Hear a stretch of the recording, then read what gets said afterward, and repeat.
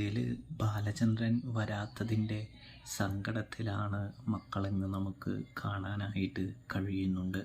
സ്റ്റാലിനുമായിട്ടുള്ള കൂടിക്കാഴ്ച കഴിയുമ്പോൾ കുറച്ച് വൈകുന്നത് കൊണ്ട് തന്നെയാണ് ബാലചന്ദ്രന് എത്താൻ പറ്റാത്തത്.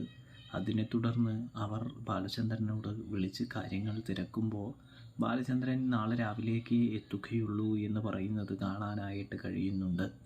ഇതേ സമയം അലീനയ്ക്ക് സമാധാനമാകുന്നുണ്ട്.